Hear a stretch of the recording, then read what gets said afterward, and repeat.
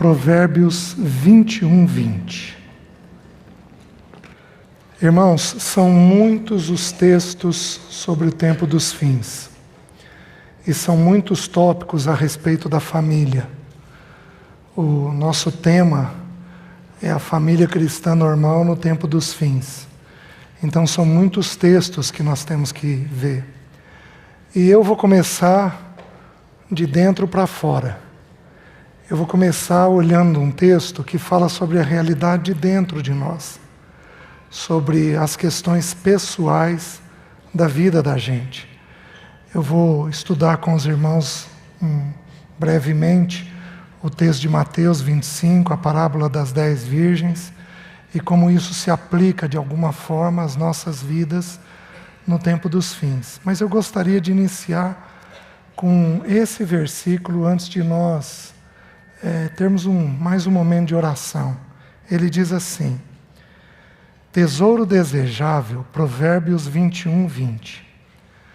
Tesouro desejável e azeite há na casa do sábio, mas o homem insensato os desperdiça. Tesouro desejável e azeite há na casa do sábio, mas o homem insensato os desperdiça. Visita os irmãos e as irmãs, visita os jovens, visita os homens e as mulheres, visita no Senhor, visita no Senhor, visita no Senhor, visita no Senhor, visita no Senhor, visita o teu povo, visita-nos, Senhor, visita-nos para a glória do teu nome. Aleluia, Senhor. Pai, nós te agradecemos pelo teu amor e a tua bondade. E te agradecemos por esse tempo na tua presença. Somos completamente dependentes do teu Espírito Santo para nos abrir os textos e ministrar ao nosso coração. Precisamos do Senhor. Por isso pedimos o teu socorro e a tua ajuda. Abençoa os professores que estão com os pré-adolescentes, as crianças. Senhor, cuida desse tempo ali. E as nossas vidas aqui, visita-nos. Senhor, remove aquilo que impede a ação do teu Espírito. Remove. Em nome de Jesus. Aplana os caminhos do nosso coração. Guarda, Senhor, as fontes da nossa vida, para que o teu nome seja glorificado essa noite. Eu oro em nome de Jesus. Amém. Mateus capítulo 25, do versículo 1 ao versículo 13, a palavra de Deus nos diz assim: então, o reino dos céus será semelhante a 10 virgens que, tomando as suas lâmpadas, saíram a encontrar-se com o noivo. 5 delas eram nécias, tolas, insensatas, e 5 prudentes. As nécias, ao tomarem as suas lâmpadas, não levaram azeite consigo. No entanto, as prudentes, além das lâmpadas, levaram azeite nas vasilhas. E tardando o noivo, foram todas tomadas de sono e adormeceram. Mas à meia-noite ouviu-se um grito: eis o noivo, saí ao seu encontro. Então se levantaram todas aquelas virgens e prepararam as suas lâmpadas. E as nécias disseram às prudentes: dai-nos do vosso azeite, porque as nossas lâmpadas estão se apagando. Mas as prudentes responderam: não, para que não nos falte a nós e a vós outras. Ide, antes, aos que o vendem e comprai-o.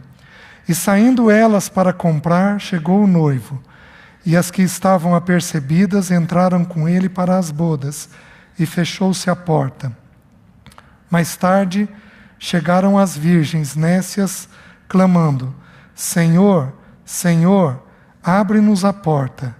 Mas ele respondeu: em verdade vos digo que não vos conheço. Vigiai, pois, porque não sabeis o dia nem a hora. Até aqui. Meus queridos, o tempo dos fins são tempos muito difíceis. São tempos de engano, de erro, de apostasia. Alguns poucos versículos nos esclarecem isso. Por exemplo, Timóteo diz assim: sabe, porém, isso, que nos últimos dias sobrevirão tempos difíceis. Quando Jesus foi ser julgado em nosso lugar, ele passa pelo Getsêmani.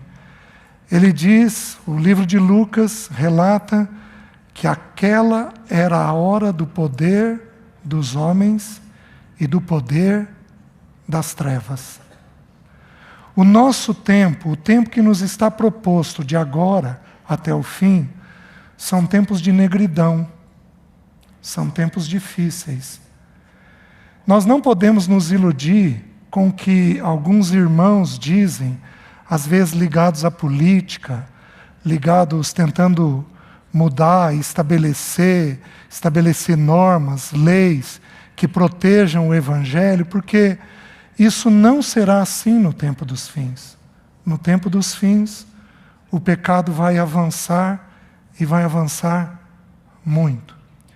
O texto de Timóteo diz que quando for retirado aquele que detém o homem do engano, o homem que vai enganar a todos nós, então toda a nação, todas as nações, todas as terras serão constantemente enganadas.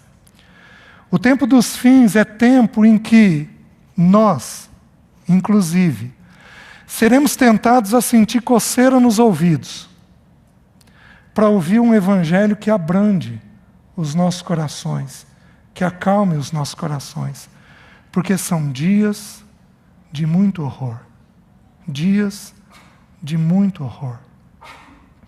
Para aqueles que estão habituados a lidar com aconselhamento, a gente nunca viu coisas tão difíceis acontecendo, mas que se espalham pelo país inteiro. Desesperos tão grandes dentro das pessoas. E esta é uma jornada que nós teremos que fazer até que Ele venha buscar a sua igreja. Nós teremos que fazer individualmente, teremos que fazer em casal, louvado seja o nome do Senhor, porque a palavra de Deus diz que é melhor serem dois do que um, porque tem melhor paga do trabalho. Teremos que fazer em família, porque o Senhor chama famílias, Ele não chama apenas pessoas individuais, mas Ele chama também famílias inteiras. E nós não podemos nos assustar. O povo de Deus não se assusta, porque serão tempos de julgamento e tempos dos fins. Pensem comigo, Faraó mandou matar as crianças, os meninos. E os pais de Moisés não tiveram medo de ter filhos. Mesmo em períodos em que a ordem de Faraó é para que a parteira matasse as crianças. Deus provê um bendito cesto, uma bendita água para os nossos filhos. No tempo dos fins, Deus tem um socorro, inclusive para os nossos filhos. Nós não podemos deixar o nosso coração desesperar neste período e neste tempo. São tempos de trevas, são tempos difíceis, porém, nós faremos essa jornada. Amém, irmãos? Até que o Senhor venha. Porém, há um problema. A parábola das 10 virgens é uma parábola muito comum. O Senhor fala ela no contexto em que Ele está falando do tempo dos fins. Então Ele vem desde o capítulo 24, falando daquilo que vai acontecer. Ele diz que por se multiplicar a iniquidade, o amor de quase todos esfriaria. O quase todos possivelmente vai pegar de mim para cá. A banda de lá está salva. A banda de cá se perdeu. esfriou no amor. Pode ser também daqui para cá. A banda de lá está salva. A de cá não. A do meio está complicada, né? O tempo dos fins é um período de avanço de pecado. E à medida que o pecado vai avançando, o nosso coração vai sendo tomado por desamor. O Senhor ensinou isso, que por se multiplicar a iniquidade, o amor de quase todos esfriaria.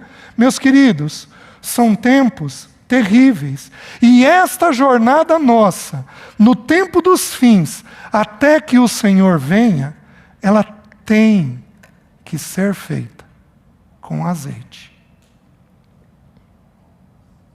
Ela não pode ser feita sem azeite. É um ensino simples. Por isso, antes de começar a falar sobre casais, sobre família, eu gostaria de abrir algumas famílias que viveram no tempo dos fins. Eu gostaria de começar com o nosso próprio coração. Então a palavra é para você, mulher, é para você, homem, é para você, jovem. A palavra não é para o vizinho. A palavra não é para o teu marido. A palavra não é para a tua esposa. A palavra é para nós individualmente. A parábola das 10 virgens conta a história de 10 virgens. Ele começa dizendo, então, o reino dos céus. Nós sabemos, muito rapidamente, que reino dos céus é diferente do reino de Deus. O reino de Deus se estende do início ao fim. É um reino sempiterno. Ele não teve início e não teve fim. Ele pertence a Deus. Ele vai longe. Ele não teve início e ele não tem fim.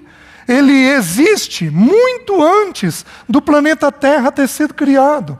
Muito antes de Deus ter criado o jardim do Éden, colocado Adão e Eva. O reino de Deus vai de eternidade a eternidade. Mas o reino dos céus é um ensino diferente nas Escrituras. O reino dos céus vai de quando o Senhor desceu a essa terra até quando o Senhor entregar o reino ao Deus e Pai, de acordo com 1 Coríntios 15.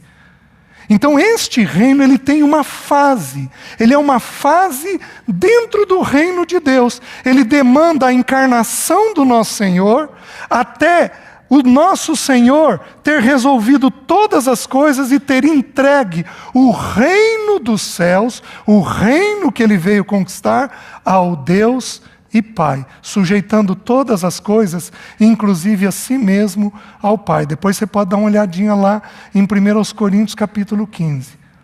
Meus queridos, desde que Jesus veio, a igreja é severamente perseguida.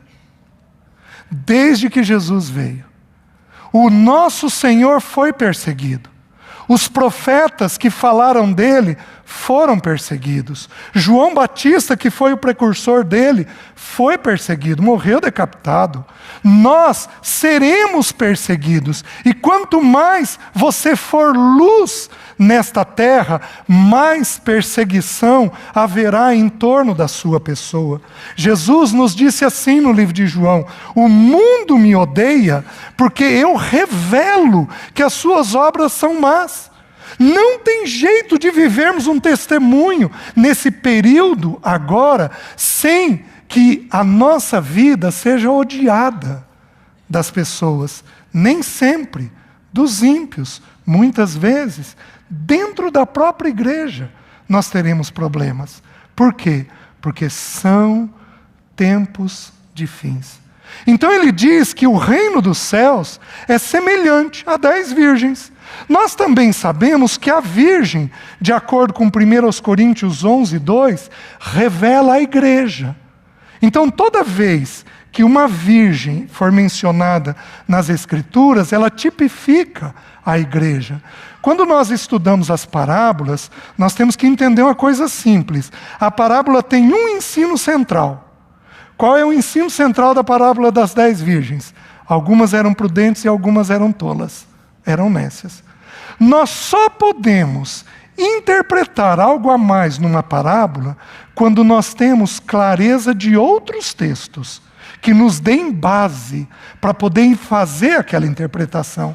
A questão das virgens é muito fácil, é muito simples. Por quê? Porque o texto bíblico, Paulo diz: mas eu zelo por vós, com zelo de Deus, para vos apresentar como virgem pura a um só esposo, que é Cristo o Senhor. Então, as 10 virgens falam da igreja. E, meus queridos, nesta parábola, há 2 classes de irmãos dentro da igreja. Que irmãos são esses? Alguns são nécios e alguns são tolos, alguns são prudentes. O que são nécios? Nécios são irmãos, a palavra nécio significa tolo. É interessante porque alguns irmãos partilham essa parábola dizendo que as tolas não são salvas. Isto não é verdade porque elas são virgens. Mas sabe por que eles interpretam isso? Porque a palavra nécio traduzido para nós, ela tem 2 sentidos. Ela tem o sentido de tolo, mas ela também tem o sentido de ímpio, de incrédulo. Porém, como é virgem, nós sabemos que não é ímpio e não é incrédulo. Então, são pessoas tolas, insensatas. Mas é diferente daquela pessoa que faz coisa nada a ver. Meus queridos, tem muitas pessoas insensatas. Aliás, insensatez é um pecado difícil de resolver. Mas difícil de resolver. Porque o sujeito, o irmão, parece que não raciocina bem. Ele fala coisa nada a ver. Ele se intromete em assunto que não precisa se intrometer.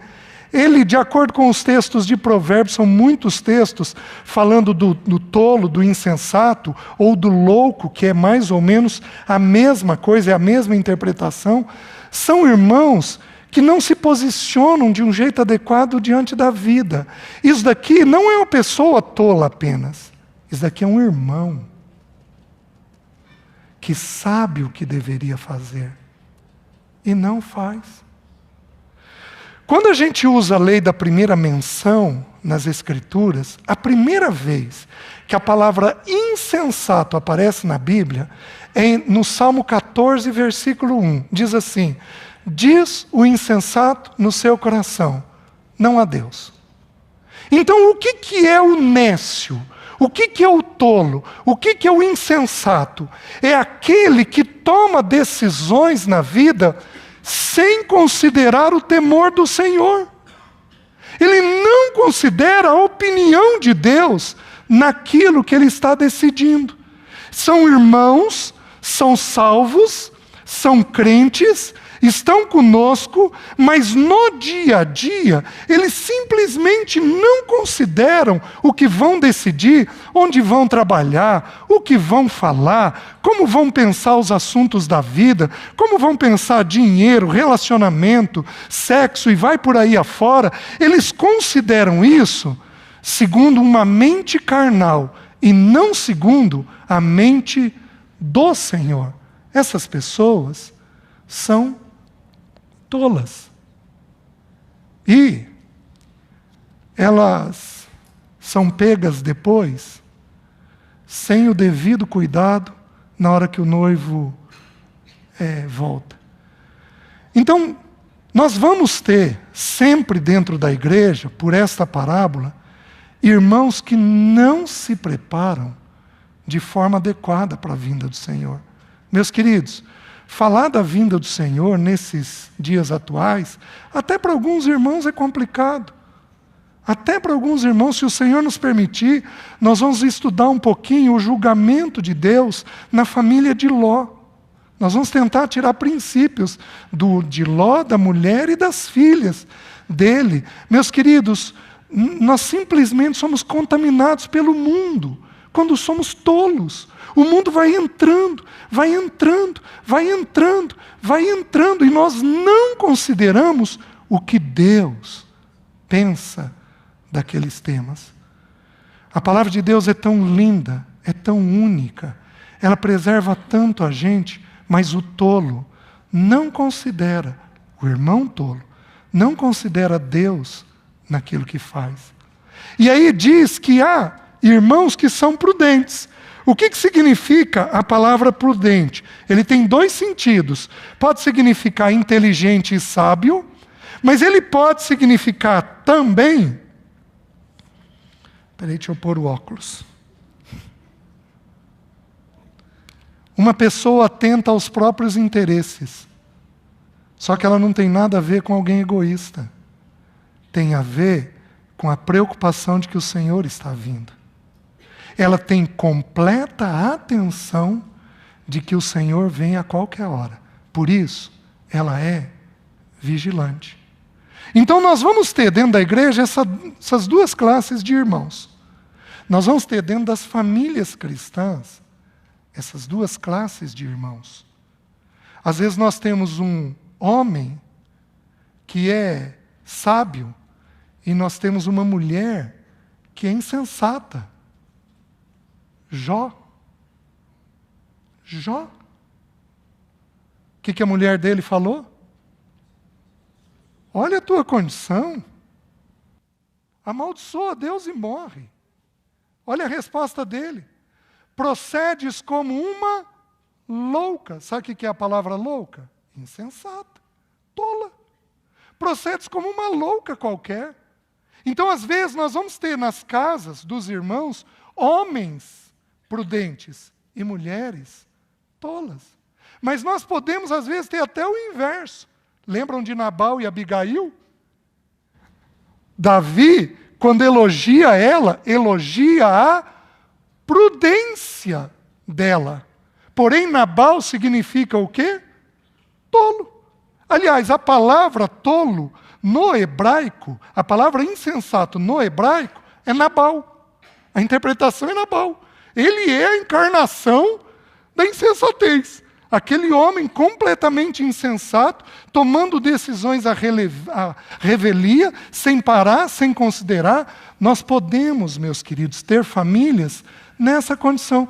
Nós podemos ter filhos insensatos, que são irmãos, salvos nossos, porém, também são insensatos. O que nós fazemos? Nós olhamos a parábola e aprendemos com ela. A parábola ensina assim: as nécias, ao tomarem as suas lâmpadas, não levaram azeite.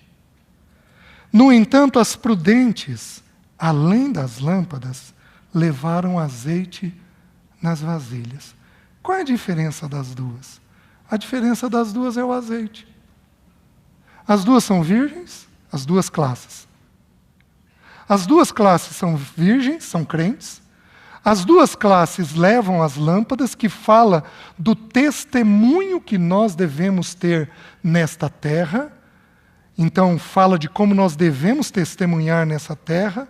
Porém, uma classe não tinha azeite, outra classe tinha azeite. Quando, de novo, nós estudamos a lei da primeira menção, e nós estudamos a palavra azeite, a primeira vez que a palavra azeite aparece na Bíblia é em Jacó. Ele teve aquele sonho, ele sonhou e viu os céus abertos, e viu uma escada e anjos de Deus subindo e descendo por ela. Olha que lindo! Ele tem esta visão. E aí ele acorda, impressionado com aquela visão. Ele sabe que aquele lugar é um lugar santo, que Deus está falando com ele. Então o que ele faz? Ele pega a pedra que ele usou de travesseiro, erige ali uma coluna com aquela pedra e ele derrama azeite. Nós sabemos que o azeite derramado sempre representa uma visitação do Espírito Santo sobre as nossas vidas. Então, o que é levar azeite e o que é não levar azeite? É termos uma relação diferenciada com o Espírito Santo de Deus. Ou não termos esta relação com o Espírito Santo de Deus. Não há forma de termos um testemunho externo se não tivermos azeite. derramado no nosso interior. Não há. Jovem, você não vai conseguir preservar o testemunho do Senhor se você não preservar a tua relação com o Espírito Santo de Deus dentro de você. Meus queridos, a Bíblia é muito simples. Jesus, ele fala algo que é maravilhoso e até um pouco incompreensível. Ele diz assim em João: se eu não for, o Espírito Santo não virá. Meus queridos, o nosso Senhor subiu. Mas o nosso Senhor subiu para que o Espírito fosse derramado no coração de todos nós. Ele diz que o Espírito estava com os discípulos, mas aí ele fala assim: porém, ele estará em vós. O nosso bendito Senhor sobe aos céus para que nós possamos receber a visitação do Espírito Santo nos nossos corações, a habitação do Espírito Santo nos nossos corações. Aí nós temos a Trindade definida: Deus, o Pai, nos céus, habitando os céus, Deus, o Filho, sentado à destra do Pai, e o Espírito Santo de Deus fazendo habitação em nós e nos preparando até o bendito dia da volta do nosso Senhor. Nós vamos ter que tomar uma decisão de que irmãos nós seremos, que virgem nós seremos. Se nós seremos cheios da vida do Espírito em nós, se nós manteremos uma comunhão adequada com o Espírito Santo dentro de nós, ou se nós apenas seremos irmãos sem estarmos cheios do Espírito Santo de Deus. Esse azeite precisa ser derramado nas nossas lâmpadas. Nós precisamos encher as nossas vidas do Espírito Santo de Deus, senão nós não passaremos pelo tempo dos fins. Deixa eu mencionar para os irmãos algumas coisas. A segunda vez que a palavra azeite é mencionada na Bíblia, eu vou abrir o texto para vocês, é Êxodo 25, versículo 6. Diz assim, começando lá com o versículo 1, disse o Senhor a Moisés. Ele vai começar agora a fazer um chamado para fazer o tabernáculo. 25 de Êxodo. Disse o Senhor a Moisés: fala aos filhos de Israel, que me tragam oferta de todo homem cujo coração o mover para isso. Dele recebereis a minha oferta. Esta é a oferta que dele recebereis: ouro, prata, bronze, estofa azul, púrpura, carmesim, linho fino, peles de cabra, peles de carneiro, tintas de vermelho e peles finas, madeira de acácia e azeite para a luz. Você não tem condições de dar um testemunho se você não for cheio do Espírito. Deixa eu fazer uma pergunta. Você pecou por alguns dias seguidos contra a sua casa? Homem, deixa eu perguntar para você. Você andou pecando contra a sua casa por um período seguido? Vamos colocar aí um mês. Deixa eu ensinar uma coisa simples. Sabe o que faltou naquele mês? Enchimento do Espírito. Porque a regra é simples. Se eu sou cheio do Espírito, eu não dou vazão para a obra da carne. Se eu sou cheio da carne, eu não tenho o Espírito me enchendo naquele momento. É tão simples. Quantos períodos de pecado nós passamos, meus irmãos? Se eu olhar para trás, foram períodos e mais períodos de pecado. O que deveria ser a vida normal de um irmão, de uma irmã, de um marido, de uma esposa, de filhos, o que deveria ser a vida normal? De vez em quando, ter uma luta com o pecado, isso é o normal. Quando passamos um período extenso, especialmente depois que passamos a juventude, porque na juventude ainda vamos lutar muito, é normal, mas depois que passamos a juventude, meus queridos, o pecado deveria ser uma coisa esporádica na nossa vida. Mas por que passamos por períodos a fio em pecado? Porque não mantemos uma vida cheia do Espírito. Simplesmente não preservamos. Por isso, não há luz, não há testemunho. Nós temos a lâmpada, somos a lâmpada, temos um testemunho para dar, porém não conseguimos dar este testemunho porque a vida do Espírito não está nos enchendo. Vejam a terceira menção, ainda em Êxodo, Êxodo 27, versículo 20. Vejam o que diz lá. Ordenarás aos filhos de Israel que te tragam azeite puro de oliveira, batido, para o candelabro, para que haja lâmpada acesa continuamente. Meus queridos, o assunto é tão sério de sermos cheios do Espírito, o assunto é tão sério diante de Deus, que Deus prometeu para si mesmo que nunca faltaria lâmpada acesa na presença dEle. Nunca. Você pega talvez a época mais tenebrosa de testemunho da nação de Israel, que foi a época que Elias estava profetizando. Meus queridos, ele fala para Elias, Elias, eu reservei para mim 7.000 que não dobraram o joelho a Baal. Meus irmãos, eu não sei que decisão você vai tomar, mas a primeira vez que eu ouvi falar do remanescente de uma igreja dentro da igreja, a primeira vez que eu ouvi falar disso, eu tomei uma decisão pessoal. Eu disse para o Senhor, Senhor, me ajuda. Mas não faz sentido eu viver se não for para ser uma lâmpada na tua presença. Os irmãos estão entendendo? Não há.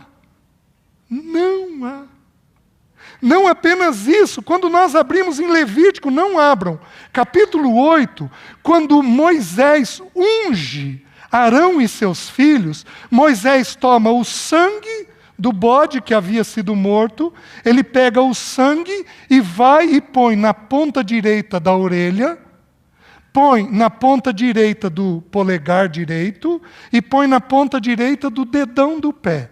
Olha a evolução. O que o Espírito está nos ensinando? O sangue, de acordo com Hebreus, nos fala da remissão de pecados. Então, nosso ouvido vai aprender a filtrar o que é pecado e o que não é. Nossas mãos vão poder tomar decisão do que é pecado e do que não é. Nossos pés vão poder tomar decisão do que é pecado e do que não é. Nós temos condições disso. Eu ouço, eu decido e eu caminho. Eu ouço, eu decido e eu caminho. Porém, meus irmãos, alguns versículos na frente, o versículo diz que Moisés pega o óleo e esparge sobre a roupa de Arão e seus filhos. A roupa nos fala do quê? Das obras nossas. Apocalipse nos ensina isso. Que a noiva estava adornada de linho finíssimo, que são as obras dos santos. Meus queridos, homem, para você dar um testemunho de amor, de paciência, de graça, de tolerância, para você dar um testemunho firme e sólido de graça para sua esposa, que é o que nós devemos dar. Se o Senhor nos permitir, nós vamos ver que Noé, que foi uma família que passou pelo tempo dos fins, que Noé foi cheio da graça do Senhor. O único jeito de termos graça e podemos ter plena aceitação pelos nossos, pela nossa esposa, pelos nossos filhos, é se Deus aspergir óleo na nossa roupa. Falta-nos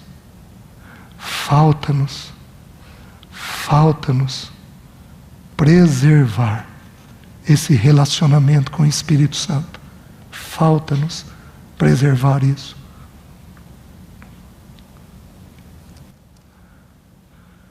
Não tem jeito de uma mulher suportar esse tempo, não ser atraída ao mundo.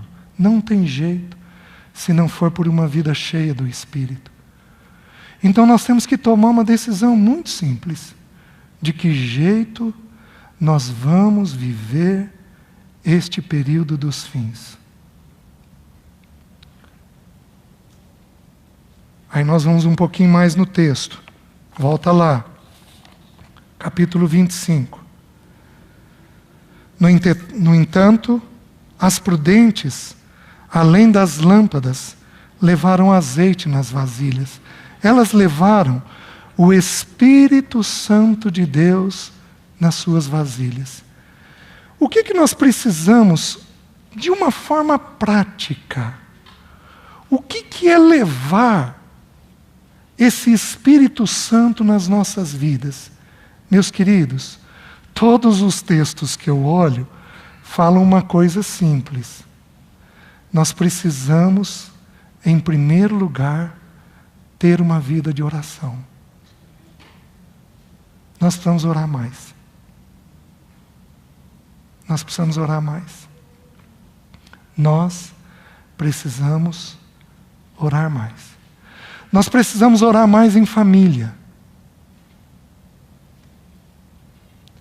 Nós precisamos orar mais como casais. Eu tenho um grande amigo. Ele mora muito longe. Talvez nós nos falamos 2, 3 vezes por ano. Mas eu sou grato a Deus porque ele e a esposa dão um testemunho. Eles oram todo dia, juntos.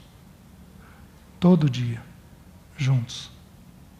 Que ministério. Eu sei que minha vida está coberta por ele. De tempo em tempo, Deus comunica algo a ele sobre a minha vida. E ele me liga.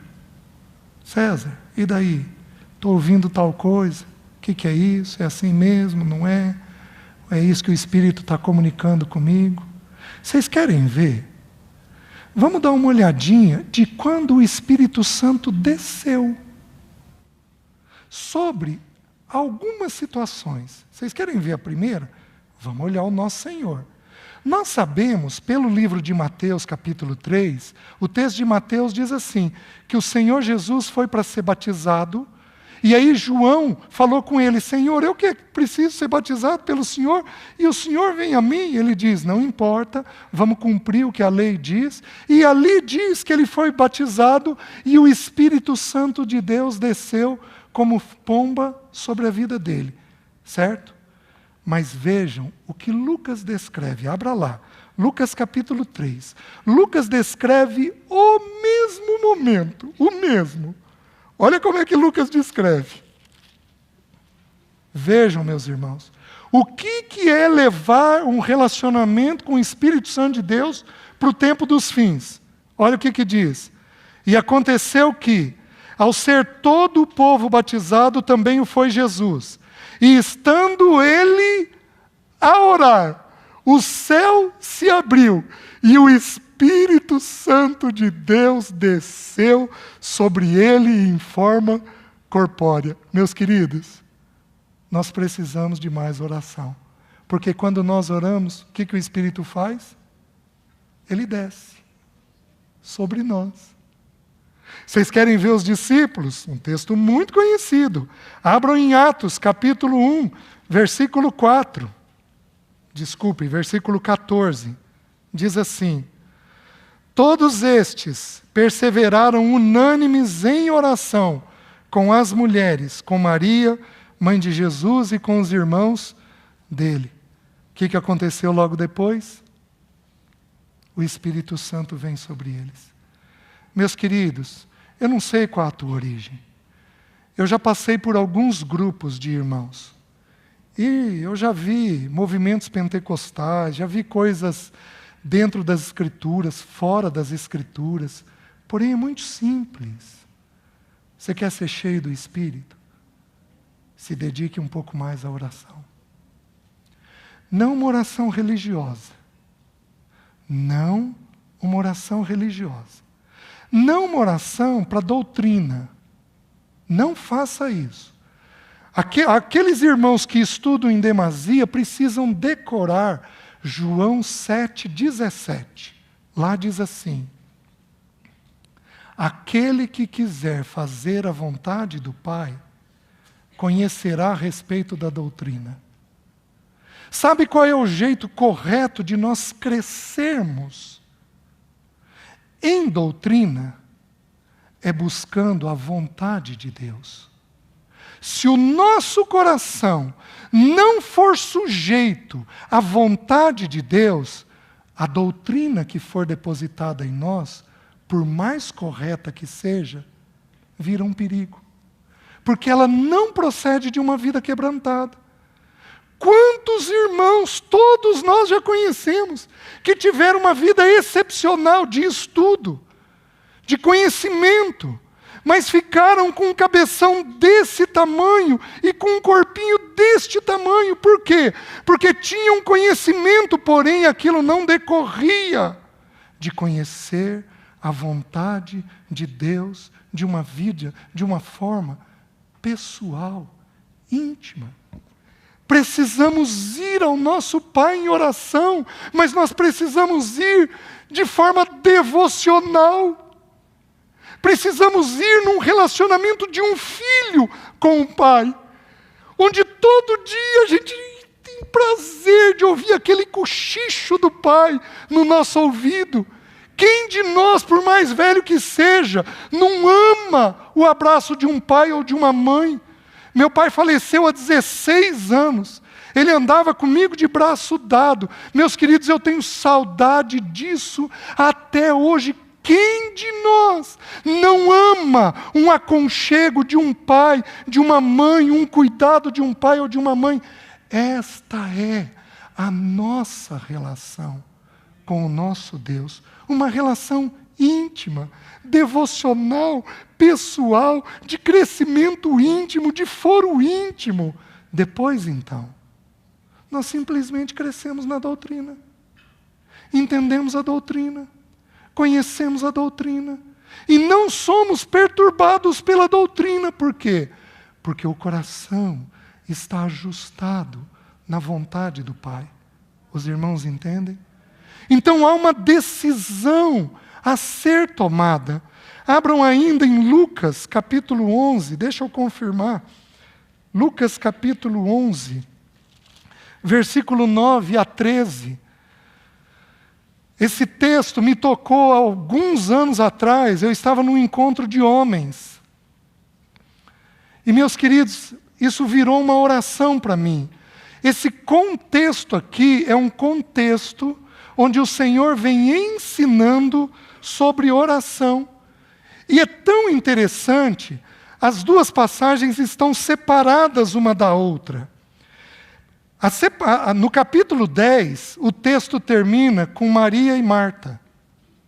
Qual é o grande ensino de Maria e Marta? Uma escolheu a melhor parte. Você tem que tomar uma decisão.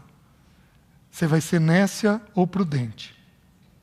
E aí o Senhor inicia uma sequência falando a respeito de oração. Então ele primeiro ensina a orar, aí ele ensina a oração do Pai Nosso, depois ele conta a parábola do amigo inoportuno, de bater sem cessar, nos ensinando a constância que nós devemos ter a respeito da oração. É interessante que eu pulei ali no Pai Nosso, o Senhor ensina a orar 3 coisas dele e 3 nossas. Pai nosso que estás no céu, santificado seja o teu nome, venha o teu reino, seja feita a tua vontade. 3 coisas dele e 3 nossas, que nós precisamos cuidar diariamente. Sabe quais são? Agradecer pelo pão. Se brincar, tem alguns de nós que nem oramos mais nas refeições. Tem famílias que perderam essa prática. Oh, meus queridos, o texto é tão claro. Agradecer pela refeição, mas não só isso. Tem mais 2 coisas que nós deveríamos orar diariamente. Livra-nos do mal. Porque Satanás arma contra todos nós ciladas diárias. Ele é incansável no propósito dele de destruir o testemunho nosso com o Senhor. E a terceira coisa é orar por perdão. Porque se você quer uma coisa que nos afasta de um bom relacionamento com o Espírito Santo de Deus, é crítica. Alguém aqui é crítico? Não levanta a mão, não. Hoje, você já criticou?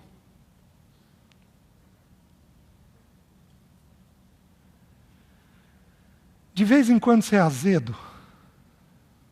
Esses dias eu ouvi um irmão que falou uma coisa que eu me diverti. Ele falou que tem alguns irmãos que parece que foram batizados na limonada. Tem um azedume interno que não cessa.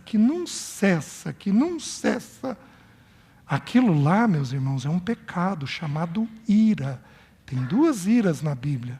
Tumos, que é 20 minutos, é uma coisa explosiva, e ergos, que é mau humor. Isto é ira, isto é pecado. E aí, a gente critica não só as coisas, o tempo. Está chovendo, está sol, mas que coisa dura, estou suando. A gente não critica só as coisas. Em geral, a gente critica especialmente irmãos. Porém, meus irmãos, é para nós orarmos diariamente. O quê? Perdoa-nos. Assim como nós temos. Não é um pecado para brincar. Porque é um pecado que nos afasta do Espírito Santo de Deus. Nos afasta do Espírito de Deus. Então, a gente precisa entender que o Senhor está nos ensinando a orar. E aí olha o que ele diz no versículo 9. Por isso vos digo, pedi e dar-se-vos-á, buscai e achareis, batei e abrir-se-vos-á. Pois todo o que pede recebe, o que busca encontra, e a quem bate, abrir-se-lhe-á. Qual dentre vós é o pai que, se o filho lhe pedir pão, lhe dará uma pedra? Ou se pedir um peixe, lhe dará em lugar de peixe uma cobra? Ou se lhe pedir um ovo, lhe dará um escorpião? Meus irmãos, eu sempre entendi esse texto como a perseverança em oração. Porém, hoje, eu particularmente tenho uma opinião diferente. Porque o texto diz assim: se vós, que sois maus, sabeis dar boas dádivas aos vossos filhos, quanto mais o Pai Celeste dará o Espírito Santo àquele que lhe o pedir. Meus queridos, preste atenção nisso. Se você tiver o Espírito Santo, o que te falta? Se você for cheio do Espírito Santo, o que te falta? Portanto, o pedir, o buscar e o bater segue uma direção. Qual direção? Senhor, me enche do teu Espírito. Senhor, me enche do teu Espírito. Senhor, me esvazia de mim mesmo, para eu poder ser cheio do teu Espírito. Senhor, me esvazia de mim mesmo, para eu poder ser cheio do teu Espírito. Meus irmãos, é uma linguagem simples das Escrituras, porém poderosíssima. Que decisão você vai tomar? Você vai ser nécio e tolo, ou você vai ser prudente? E aí o texto continua, volta lá a Mateus 25, para a gente, estamos caminhando já para o fim.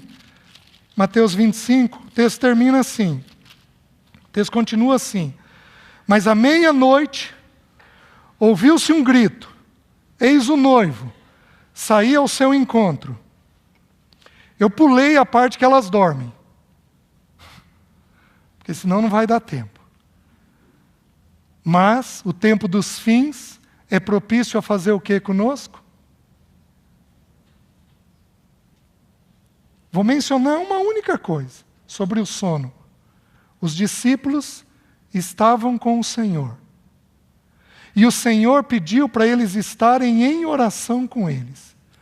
O Senhor se afasta um tiro de pedra e pede para eles ficarem sozinhos. Eles podiam ter orado em 4. Mas o Senhor se afasta, por quê? Porque a cruz cabe um. A cruz não é para o casal, a cruz não é para a família, A cruz é para uma pessoa. A vontade do Pai para o Filho cabia para o Filho. Jesus então se afasta um tiro.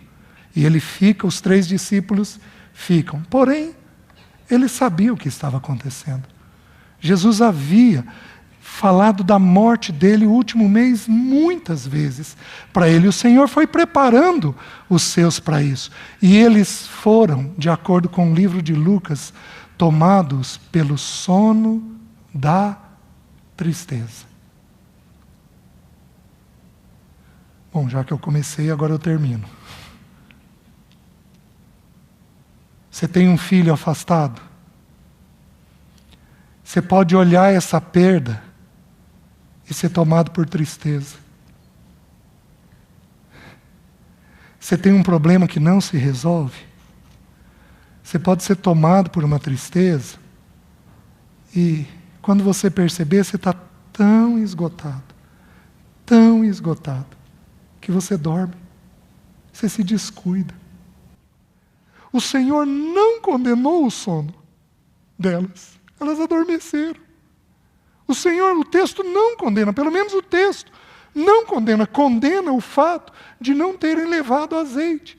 Mas, meus queridos, quando nos deparamos com pecado, com tristeza, com angústia, com dor, com sofrimento, nosso coração vai sendo tomado do quê? De tristeza. E nós podemos começar a dormir e então nos descuidar com as coisas. Homem, por favor. Homem, por favor. Entenda o peso do texto bíblico para você. As 2 famílias do tempo dos fins, Noé e Ló, fala de Noé e Ló. Porém, as 2 mulheres não tinham nome. Deus deu tanto nome para tantas mulheres, mas essas 2 mulheres não tinham nome. A primeira não é nem lembrada, a segunda comete um pecado grave. E a Bíblia manda a gente lembrar dela. Mas esses homens foram os que conduziram as suas famílias no período de julgamento. Não que as mulheres não tenham peso, se o Senhor permitir, eu quero abrir como é que a mulher, a mãe, a esposa, procede no período do fim. Mas, homem, entenda que quando a Bíblia conta histórias sobre as famílias no tempo dos fins, a Bíblia põe em destaque os homens. Chega de dormir. Chega de dormir. Desperta, ó tu que dormes, e Cristo te iluminará. Sabe onde esse texto está escrito? 3 versículos antes de dizer que é para nós sermos cheios do Espírito. 3 versículos antes. Depois ele vai dizer que é para nós não nos embriagarmos com vinho no qual há dissolução, mas sermos cheios do Espírito Santo. Homem, nós temos que tomar uma atitude pessoal. Se nós vamos ser nécios ou se nós vamos ser prudentes nesse tempo dos fins. Aí então, o noivo chega. E aí diz o versículo 6, mas à meia-noite ouviu-se um grito, eis o noivo, saía ao seu encontro. Então se levantaram todas aquelas virgens e prepararam as suas lâmpadas. E as nécias disseram às prudentes, dai-nos do vosso azeite, porque as nossas lâmpadas estão se apagando. Mas as prudentes responderam, não, para que não nos falte a nós e a vós outras, e diante aos que o vendem, e comprai-o. Meus queridos, o relacionamento com o Espírito Santo de Deus, ele é intransferível. É curioso que a bênção de Deus não. Deus, quando abençoa uma pessoa, quem cerca aquela pessoa também é abençoado. É impressionante. Aquelas pessoas que estão em volta também crescem com aquela pessoa que é abençoada. Vocês lembram de Salomão? Lembram quando a rainha de Sabá foi visitá-lo? Lembram que ela falou? Bendito és tu, Salomão, pela sabedoria que Deus te concedeu. E benditos são os que estão perto de ti para provarem de tudo aquilo que você vive. Você pega Abraão. Abraão, ele enriqueceu. Quem que enriqueceu junto com ele? Ló. Porque a bênção de Deus, ela enriquece, não apenas aos seus, mas a quem está perto de você. Mas, meus queridos, o relacionamento com o Espírito Santo de Deus é único e é intransferível. Dá-nos do teu azeite. Não tem condição. Você precisa comprar. E eu quero encerrar com essa palavra. Tem preço o relacionamento com o Espírito. Tem um preço. O Espírito Santo não pode encher o que é cheio. Então o primeiro custo é o esvaziamento. Se você quer viver o tempo dos fins, você tem que se esvaziar. Vou dar um exemplo. No seio familiar. Muitas vezes as nossas esposas falam conosco sobre alguma coisa. O que nós homens fazemos? Damos um jeitinho de torcer a conversa e culpamos elas. Irmãs, estou certo? Amém? Sabe o que é isso? Falta de esvaziamento. Você deveria, no mínimo, perguntar assim: querida, é isso e isso que você está tentando me falar? É. Então eu vou orar sobre isso, para ver se Deus está nisso. Como é que vamos levar uma vida familiar assim? Mas não é só homem, não. Tem muita mulher que é intratável. Tem muita mulher que é obstinada, que é determinada, de um jeito errado. É curioso, mulher, você é forte. Não perca uma vírgula da tua força. Só que preste atenção no que eu vou dizer. Se você for forte no que é errado, você é obstinada. E isso é como pecado de feitiçaria. Porém, se você for forte naquilo que o Senhor tem, você é obediente. Então, a mesma característica da força pode te levar para um ponto ou para outro. Você tem que decidir. Não perca a tua força. Perca, considere para onde você vai canalizar ela. Então, tem um preço. O primeiro preço é o preço do esvaziamento. E junto com o esvaziamento, está tudo descrito lá no texto de Filipenses 2, a partir do versículo 5. Junto com o esvaziamento, vem o segundo preço. Qual que é? A humilhação. Você precisa se abaixar. A palavra humilde significa aquele que se abaixa. O terceiro preço, e aqui nós começamos a ter um problema mais grave, porque esses outros dois são de foro interno, mas o terceiro já é um pouco de foro externo. Não há vida com o Espírito sem tempo na palavra e na oração. Porque nós amamos aquilo que nós damos tempo. Nós damos tempo para aquilo que nós amamos. A primeira característica de você ser cheio do Espírito é que você tem desejo de estar na palavra e na oração. Ide e comprai. Há um preço a ser pago. E você tem que decidir se você vai pagar ou não. Amém, meus irmãos? Que pessoa você quer ser para esse tempo dos fins? Que o Senhor nos ajude. Curva sua cabeça.